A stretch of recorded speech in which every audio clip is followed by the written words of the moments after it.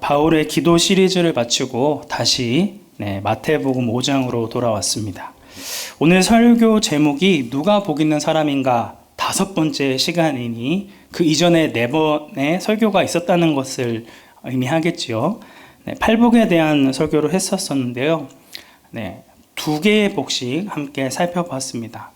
원래 순서대로 하면 이제 5장 13절부터 16절에 있는 세상의 소금과 빛에 대해서 살펴볼 차례이지만 다시 한번 팔복을 정리하고 또 이 마태복음 5장부터 7장의 산상설교의 주제가 무엇인지를 살펴보고자 합니다. 사실 산상설교는 성경 전체에서 가장 유명한 본문 설교라 할 수 있습니다. 팔복, 소금과 빛, 그리고 원수사랑, 황금률, 좁은 문, 반석 위의 집, 그리고 담임 목사님이 현재 강해 중이신 주기도문까지 대부분의 주제가 교회에 다니지 않는 사람들도 익숙하게 잘 알고 있는 내용이기도 합니다. 하지만 너무 잘 알려져 있기 때문에 오히려 그 본문이 이야기하고 있는 내용을 이해하지 못하고 지나갈 수 있기 때문에 더 주의해서 살펴볼 필요가 있습니다. 우리 본문의 내용에 들어가기 이전에 먼저 전문맥을 살펴보도록 하겠습니다. 예수님께서는 마태복음 4장에서 마귀의 시험을 통과하시고 공생애를 시작하셨습니다. 공생애를 시작하시면서 예수님이 가장 처음에 외치셨던 말씀이 4장 17절 말씀입니다. 이때부터 예수께서 비로소 전파하여 이르시되 회개하라 천국이 가까이 왔느니라 하시더라. 마태복음에서 등장하는 천국, 곧 하늘나라는 하나님 나라를 의미합니다. 유대인들에게 있어서 하늘은 곧 하나님과 동일한 개념이었기 때문입니다. 결국 예수님께서 외치셨던 회개하라 천국이 가까이 왔느니라 라는 이 말씀은 하나님의 나라가 이제 가까이 왔기 때문에 회개할 것을 촉구하는 것이라고 할 수 있습니다. 4장 23절에서는 예수님의 사역을 이렇게 설명하고 있는데요. 우리 4장 23절 말씀 함께 합독하도록 하겠습니다. 예수께서 온 갈릴리에 두루 다니사 그들의 회당에서 가르치시며 천국 복음을 전파하시며 백성 중에 모든 병과 모든 약한 것을 고치시니. 예수님의 3가지의 사역이 바로 가르치고 전파하고 약한 것을 고치신 것이었습니다. 무엇을 가르치고 무엇을 전하셨을까요? 앞에 나와 있는 것처럼 천국 복음, 하나님 나라의 복음을 전하셨다라고 하는 것입니다. 온 갈릴리를 두루 다니며 회당에서 가르치시고 이 천국 복음을 전파하시는 것이 예수님의 주된 사역이었다는 것입니다. 병자를 고치시는 것은 그 하나님의 나라가 임할 때에 이 땅 가운데 일어나게 될 것을 드러내는 수단에 불과했다라고 하는 것이죠. 예수님이 선포한 중요한 핵심은 병자를 일으키는 것이 아닌 바로 하나님의 나라의 전파에 있었다라고 하는 것입니다. 4장에서 이어지는 5장부터 7장까지 예수님의 산상설교는 하나님의 나라라는 주제를 계속해서 다루고 있습니다. 그 예수님께서 전파하셨던 천국 복음, 그 하나님의 나라가 과연 어떤 곳인지, 그 하나님의 백성의 삶은 어떤 삶인지에 대해서 이야기를 하고 있는 것이죠. 저희가 잠시 후에 살펴보게 될 팔복의 첫 번째 내용도 천국에 대한 것이며 마지막 8번째 나오는 복 역시 천국에 관한 것입니다. 그리고 산상설교의 마지막 결론에 이라 할 수 있는 7장 21절에서도 나더러 주여 주여 하는 자마다 다 천국에 들어갈 것이 아니요 다만 하늘에 계신 내 아버지의 뜻대로 행하는 자라야 들어가리라 라고 말씀하고 있습니다. 어떤 사람이 천국에 들어가는지, 어떤 사람이 하나님 나라의 백성인지를 처음부터 끝까지 계속해서 이야기를 하고 있다라고 하는 것입니다. 결국 담임 목사님께서 설교하는 주기도문 역시 하나님 나라 백성의 하는 기도는 세상 사람들이 구하는 기도와는 달라야 한다라는 것들을 보여주고 있는 것이죠. 보통 자신의 필요를 먼저 구하는 게 대부분의 기도이지만 주기도문에서 이야기하는 것은 먼저 하나님의 영광을 구하고 하나님의 뜻을 구한 이후에 너희의 필요에 대해서 구하라는 것을 이야기하고 있습니다. 이 산성설교를 통해 하나님 나라의 백성인 우리가 이 땅 가운데서 어떻게 살아가야 하는지를 자세하게 설명해 주고 있다는 것인데요. 산성설교에 제일 처음 등장하는 팔복은 하나님 나라의 백성인 그리스도인들의 성품에 대한 설명입니다. 성도들은 과연 어떠한 존재인지, 또 예수 그리스도를 믿는 사람들은 어떠한 성품을 가지고 있는지를 보여주는 것이 바로 팔복이라 할 수 있습니다. 그런데 이 팔복은 사람이 태어날 때부터 가지고 있는 기질이나 천성이 아닙니다. 팔복은 성령님에 의해 다듬어지고 훈련되어진 성품이지 부모님에게서부터 물려받은 성품이 아니라고 하는 것입니다. 그래서 이 팔복에 등장하는 성품을 내가 가지고 있느냐 가지고 있지 않느냐는 그리스도인과 비그리스도인, 그리고 회심한 사람과 회심하지 않는 사람을 구별하는 매우 중요한 표지라 할 수 있습니다. 그리고 이 팔복의 순서 역시 아무렇게나 정해지는 것이 아닙니다. 팔복의 내용은 마치 8층의 계단을 오르는 것과 같습니다. 1층을 지나지 않고는 2층을 올라갈 수 없고 3층을 올라갈 수 없듯이 이러한 원리가 팔복 전체에 적용되어진다는 것입니다. 앞에 단계의 성품 없이 그 다음 단계의 성품이 있을 수 없다라는 것을 이야기하고 있는 것이죠. 결국 팔복은 서로 떨어져 있는 각자 분리되어진 개별적인 성품들에 대해서 이야기하고 있는 것이 아니라 그리스도인이라면 이 8가지의 성품 모두를 가지고 있어야 한다는 것들을 이야기하고 있습니다. 구조상으로는 이 팔복의 앞에 첫 번째 복부터 네 번째 복은 하나님과의 관계에서 드러나는 성품에 대해서 이야기를 하고 있고, 뒤쪽에 있는 5번째부터 8번째 복에서는 다른 사람과의 관계에서 드러나는 성품에 대해서 다루고 있습니다. 가장 처음에 등장하는 성품이 없으면 자연스럽게 뒤따라오는 성품을 가질 수 없기 때문에 앞에 있는 복이 매우 중요하다고 할 수 있는 것이죠. 우리 첫 번째 복부터 살펴보도록 하겠습니다.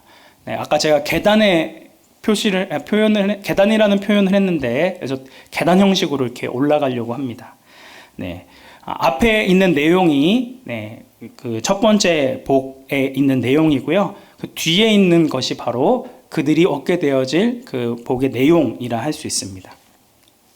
가장 먼저 심령이 가난한 사람에 대한 이야기인데요. 심령이 가난하다는 것은 곧 영적인 가난을 의미합니다. 가난하다라고 하는 이 헬라어 단어는 완전히 파산하여서 자신의 신분을 알리는 것조차 부끄러워하는 거지와 같은 상태를 의미합니다. 자신의 힘과 능력으로는 의식주를 해결할 수 없는 상황에 처해 있기 때문에 전적으로 다른 사람에게 의지해야만 하는 자입니다.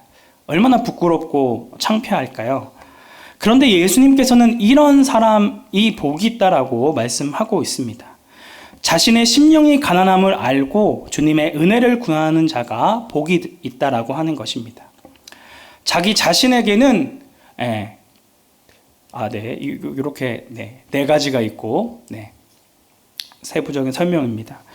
자신에게는 구원을 얻을 만한 어떠한 힘과 능력이 없음을 알므로 주님 앞에 나아가 은혜를 구하는 자이며 간절히 하나님을 찾고 부르짖는 자가 바로 복 있는 사람이라 말씀하고 있습니다. 이러한 심령의 가난이 모든 축복의 기본이요 우리 신앙생활의 기본이 되어진다라고 하는 것입니다. 두 번째 복은 애통하는 자입니다.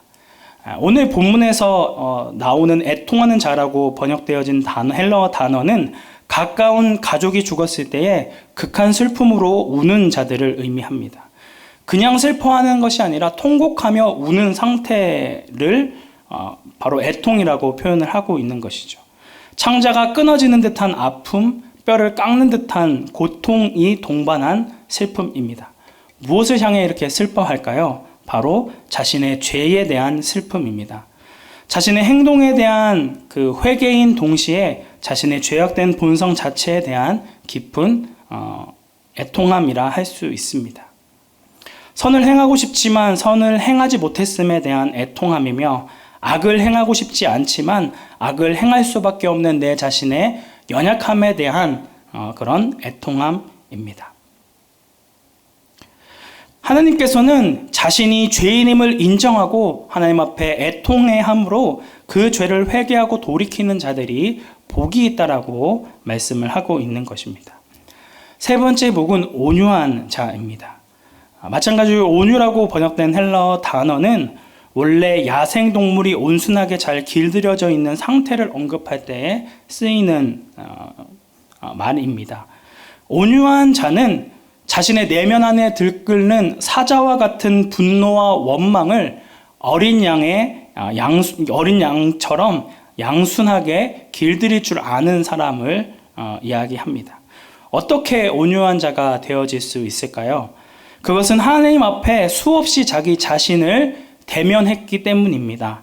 자신 안에 있는 죄로 인해 많이 울고 자신의 무능력한 상태에 탄식하며 자신의 바닥을 처절하게 경험했기 때문에 이제는 더 이상 내 힘과 능력을 의지하지 않고 하나님의 은혜를 구하며 의지하는 자라고 하는 것입니다. 자기 자신에게는 자랑할 만한 것이 아무것도 없다라는 것들을 느끼기 때문에 자기를 주장하지 않고 자기 자신을 위해 아무것도 요구하지 않는 사람입니다.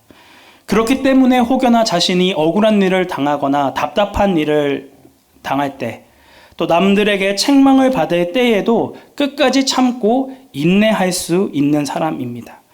자신이 이 문제를 해결하려고 하지 않고 만물의 주관자이며 통치자이신 심판자이신 그 하나님 앞에 이 모든 것들을 내어 맡기며 하나님을 의지하는 자가 복이 있다라고 이야기하고 있는 것입니다. 네 번째 복은 의에 줄이고 목마른 자입니다. 이 복 역시 앞의 세 복과 서로 긴밀하게 연결되어져 있습니다. 줄이고 목마름은 인간의 가장 기본적인 욕구인 동시에 가장 강력한 욕구라 할 수 있습니다. 배고픔과 목마름의 욕구는 시간이 가면 갈수록 더욱더 강렬해진다라고 하는 것이죠. 우리가 야식을 끊지 못하는 이유가 바로 여기에 있습니다. 그런데 이 예수님이 말씀하신 배고픔과 굶주림은 물질적인 것이 아니라 영적인 것이었습니다. 의에 대해 배고픔과 굶주림을 가져야 한다는 것을 이야기하고 있는 것이죠. 사슴이 시냇물을 찾기에 갈급함 같이 주를 간절히 찾는 것 같이 주님을 바라보는 자입니다. 하나님의 은혜와 사랑을 간절히 소망하며 하나님이 주시는 그 구원을 간절히 바라는 자, 하나님의 뜻대로 살아가고자 하며 하나님의 뜻인 예수님의 형상을 회복하고자, 예수님을 닮아가고자 열심을 품으며 주님 앞에 나아가는 자가 복이 있다라고 이야기하고 있는 것입니다. 이 위에 언급한 전반부의 네 가지의 복은 하나님과의 관계 속에서 드러나는 성도들의 특성을 잘 보여주고 있습니다. 이것은 자신이 하나님 앞에 자신의 모습을 비춰낸 결과 생겨나게 되는 자기 이해와 행동을 이야기하고 있습니다. 지금까지 나름대로 괜찮은 삶을 살아왔다고 자부했었는데 하나님의 말씀의 기준 앞에 내 자신을 세웠을 때 자신이 영적으로 가난한 존재였다는 것들을 깨닫고 주님 앞에 자신의 죄의 문제를 애통해하며 탄식하게 되어집니다. 다른 사람의 판단이나 비교잣대에 흔들리지 않고 오로지 주님 앞에 거룩하게 살고자 몸부림치며 하나님의 은혜를 간절히 사모하는 자라고 하는 것입니다. 이러한 모습이 바로 하나님을 대적하는 이 불의한 세상을 살아가는 성도들의 모습이요 자세라 할 수 있다라고 하는 것이죠. 이어지는 후반부의 네 가지의 복은 다른 사람과의 관계에서 나타나는 성도들의 특징을 보여주고 있습니다. 나와 하나님과의 관계에서 위로와 평안을 얻고 회복을 경험한 성도들은 이웃들을 품어주고 섬기는 삶을 감당하게 되어진다는 것입니다.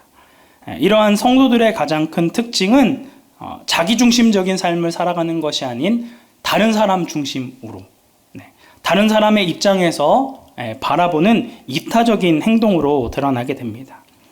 하나님을 만남으로 자신의 비참한 실체를 경험하게 된 자는 이제 자신의 시선을 내 자신이 아닌 옆 사람에게 향하게 되어진다라고 하는 것입니다. 네, 그래서 5번째, 6번째, 7번째, 8번째 복이 있습니다. 5번째의 복은 긍휼히 여기는 자입니다. 이 복은 전반부에 나와 있던 하나님에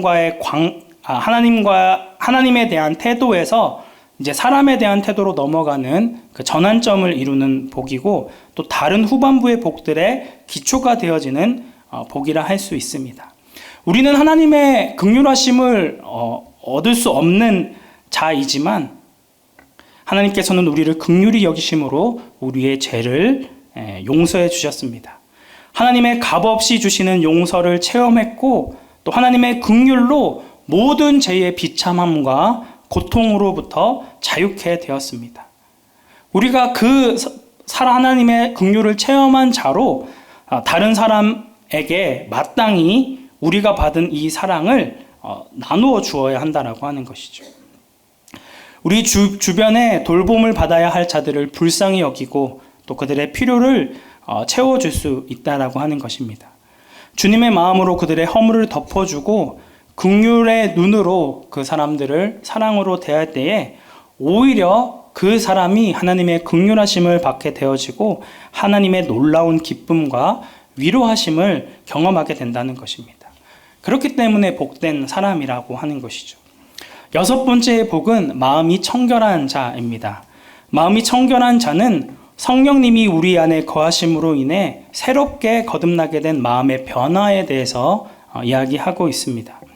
죄로 인해 우리의 지성, 감성, 의지, 우리의 모든 전인이 다 죄로 인하여 타락하게 되었고 더러워졌지만, 예수 그리스도의 보배로운 피로 인하여 더럽혀졌던 우리의 마음이 다시금 깨끗하게 되고 회복되어졌다라고 하는 것입니다.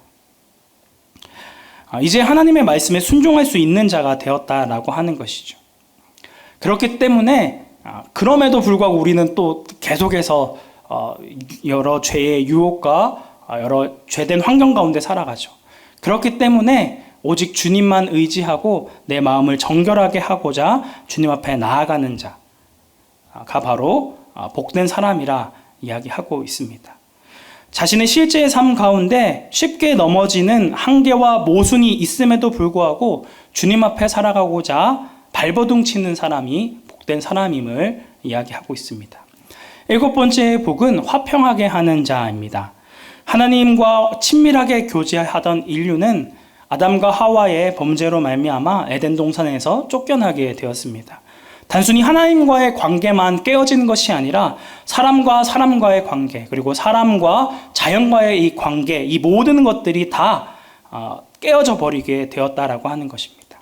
하지만 하나님께서는 우리를 그냥 내버려 두지 아니하시고 예수 그리스도를 통하여 다시금 하나님과의 관계를 회복시켜 주셨습니다. 그리고 우리는 그 하나님의 은혜를, 그 예수 그리스도의 사랑을 또 전할 수 있는 사명을 주셨습니다. 예수 그리스도의 죽으심으로 이루어놓은 하나님과 인간 사이에 이 평화의 복음을 전함으로 그 사람들을 하나님께로 인도하는 그 사람이 복된 사람이라는 것들을 이야기하고 있는 것이죠.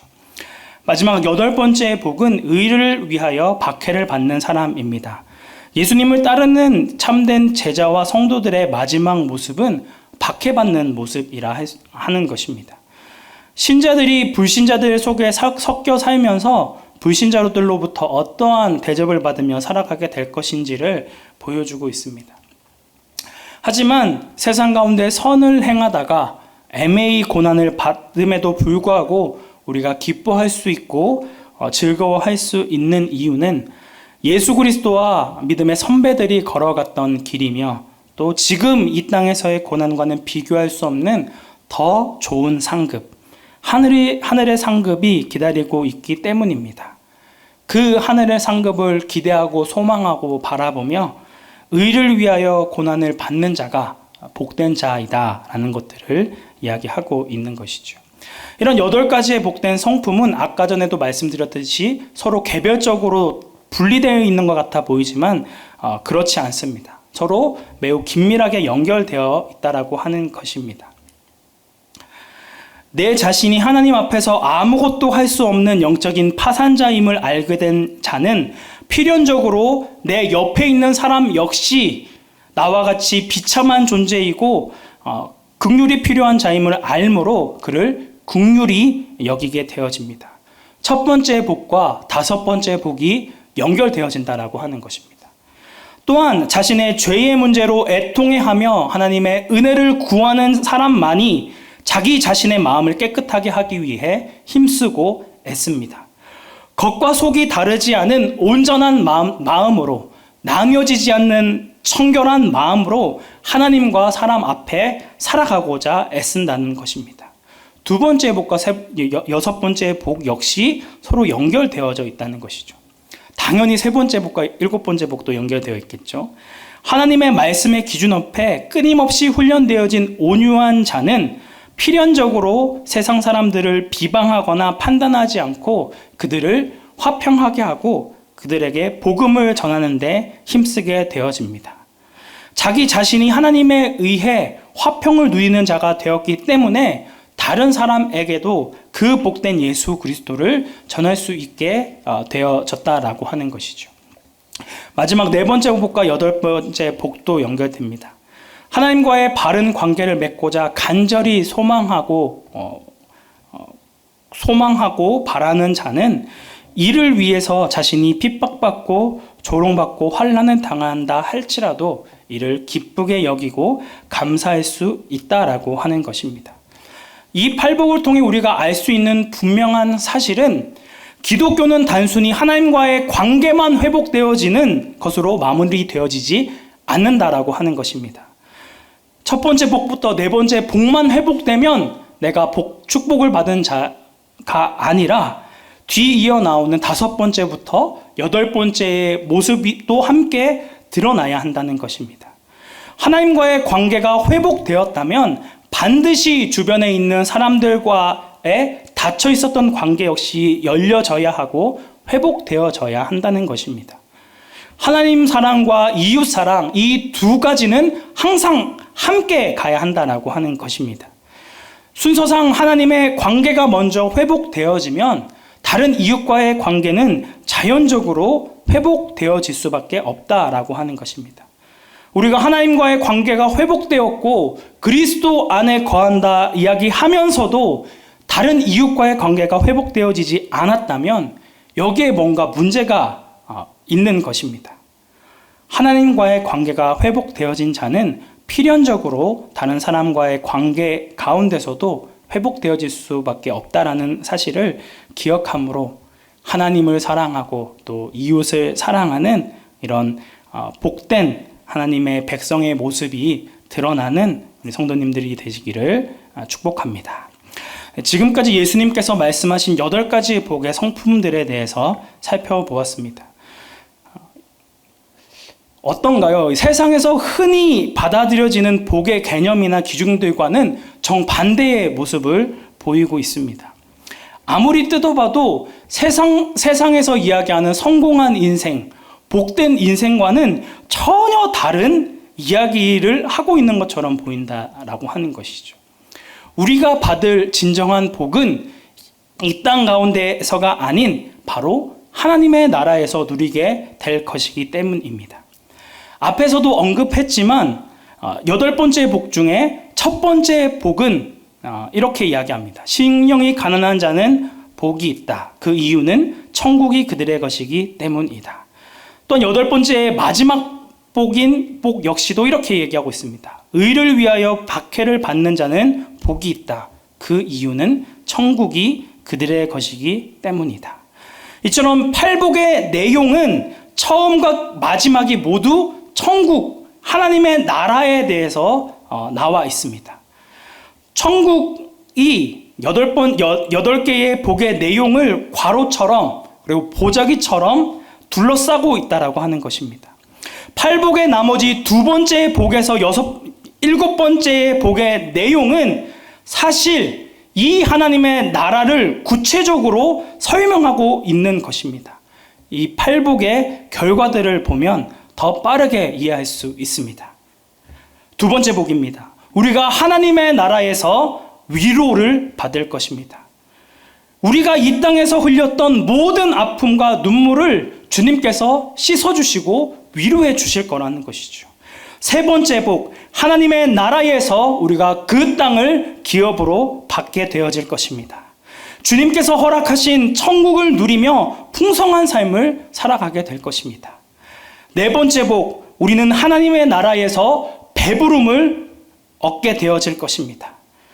다른 것 없어도 주님만으로 기뻐하고 만족하며 모든 충족함을 누리게 되어질 것입니다. 다섯 번째 복, 하나님의 나라에서 우리는 그의 긍휼하심을 받게 될 것입니다. 우리를 긍휼히 여기시는 그 주님의 선하심 통치 아래 영원한 기쁨을 누리게 될 것입니다. 여섯 번째 복, 하나님의 나라에서 우리는 하나님을 보게 될 것입니다. 말 그대로 주님과 함께 사랑의 교제를 나누게 될 것입니다. 일곱 번째 복, 하나님의 나라에서 우리는 하나님의 아들이라 일컬음을 받을 것입니다.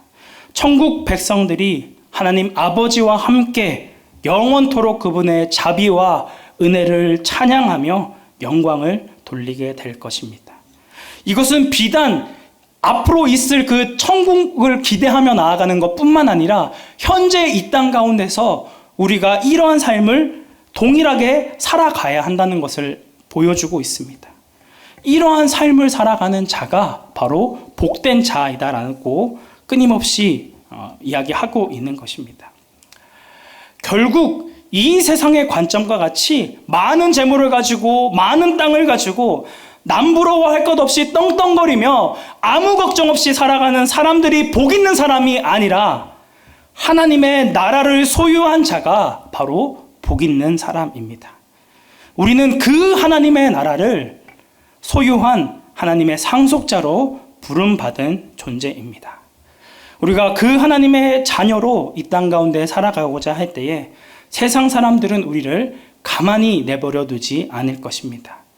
하지만 우리에게 찾아오는 여러 박해 가운데서도 이미 우리가 하늘에 속한 충만한 복을 이미 받은 자로 그 하나님의 나라를 이미 상속받을 그 예정함을 받은 자로 세상 그 어떤 자보다 하나님의 복을 넘치도록 받은 자임을 기억함으로 늘 어떠한 상황과 환경 가운데서도 기뻐하고 감사하며 주님 앞에 영광을 올려드리는 강북 우리 교회 성도님들이 되시기를 주님의 이름으로 축복합니다.